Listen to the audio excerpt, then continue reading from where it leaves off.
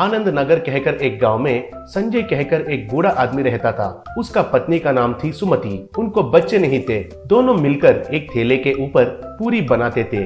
उधर वे 5 रुपए में ही पूरी बनाकर बेचा करते थे।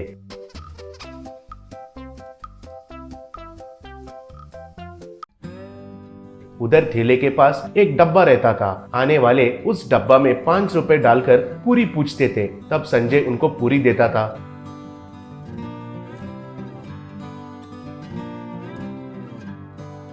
पूरी का दाम केवल 5 रुपए ही रहने के वजह से गरीब लोग ज्यादा आकर वे उनका भूख मिटाते थे। संजय को सुमति को पैसों के ऊपर आस नहीं था। एक दिन एक आदमी, संजय जी, जहाँ तक मुझे पता है कई सालों से पूरी बनाकर बहुत कम दाम में बेच रहे हैं। ऐसा है तो आपको इस व्यापार में फायदा कैसा मिलेगा? चीजों का दाम तो बढ़ता ही जा रहा है। आप दाम बढ़ाना है कहकर नहीं सोचते हैं क्या? पूछा। तब संजय, बाबूजी, ये व्यापार कहकर मैं नहीं मान रहा हूँ, सेवा कहकर मान रहा हूँ। हमें तो बच्चे नहीं है, उनको संपत्ति इकट्ठा करके देना है कहकर आस भी नहीं है। हमारे खर्चे के लिए पैसे मिलेंगे तो वही काफी है। जितना गरीब लोगों का भूख मिटाते हैं उतना संतुष्टि हम पाते हैं, कहा। उसी गांव में बब्बर कहकर एक चिल्लर चोर रहता था। वो पिक पॉकेटिंग करके, चेन स्नैचिंग करके उन पैसों से पीकर बहुत मजा करता था। एक बार बब्बर संजय के ठेले के पास आया। उसे बहुत भूख लगा। तब बब्बर, अरे बाप रे, पेट में तो चूहे दौड़ रहे हैं, जेब में 1 रुपए भी नहीं है। अब ये पूरी खाने के लिए 5 रुपए चाहिए। अब कैसे? हाँ, उस डब्बा में 5 रुपए डाले जैसा नाटक करके उस बूढ़े को यकीन दिलाया तो बस है, सोचा। ऐसे बब्बर एक छोटा सा पेपर टुकड़े को उस डब्बा में डालकर पूरी लेकर खाया।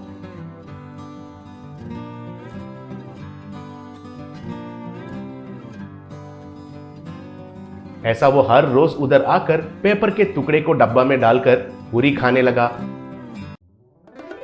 एक दिन संजय, बेटा, तुम हर रोज पैसों के बदले पेपर टुकड़े डालकर खाना खा रहे हो कहकर मुझे पता चल गया है, लेकिन ये गलत है बेटा।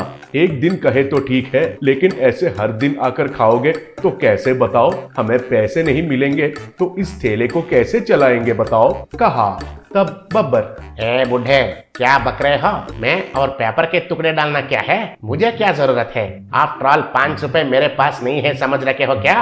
अंधे हो गए हो क्या? किसको पकड़कर क्या बात कर रहे हो, पता है तुम्हें? कहकर गुस्सा से उसका थैले को तोड़ फोड़ करके उल्टा करके उधर से चला गया। उसके वजह से संजय और सुमति बहुत दुखी हुए। एक दिन बब्बर भाग रहा था तो पुलिस उनके पीछे पड़े। बब्बर भागते हुए आकर संजय के ठेले के पास रुककर संजय से, मालिक, आपको प्रणाम करता हूँ। पुलिस मेरे पीछे पड़े हैं, मेरे ऊपर गलत केस लगाने के लिए देख रहे हैं। अगर वे पूछे तो मैं नहीं दिखाई दिया कहिए, प्लीज, कहकर ठेले के पीछे चुप गया। इतने में पुलिस उधर आए। तब ऐसे, वो बड़ा आदमी, इस तरफ कोई भागते हुए आया है क्या? पूछा। तब संजय, हाँ, इधर आया था, लेकिन उस तरफ बहुत तेजी से भागते हुए चला गया, कहकर उस तरफ दिखाया। तब पुलिस उस तरफ भागने लगे। बाद में गब्बर बाहर आकर, मुझे माफ कीजिए, उस दिन मैंने आपके साथ बहुत गलती से बर्ताव किया, फिर भी आप वो मन में नहीं रखे बिना आज आप मुझे बचाए, नहीं तो वे पुलिस मुझे ले जाकर गलत केस लगाकर मुझे जेल भेजते थे, कहा। तब संजय, बेटा, गलत काम किया तो जिंदगी भर ऐसे ही भागना पड़ेगा। एक बार गलती किया तो फिर से गलती करने के लिए ही ये जमाना मौका देती है, इसलिए अब से अच्छे रास्ते में जाओ, कहा।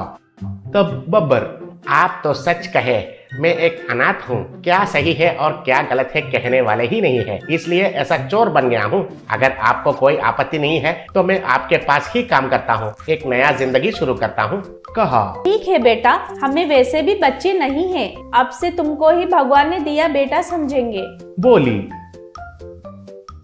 उस दिन से लेकर बब्बर उनके ठेले पर काम करते हुए उनके साथ खुशी से जीने लगा।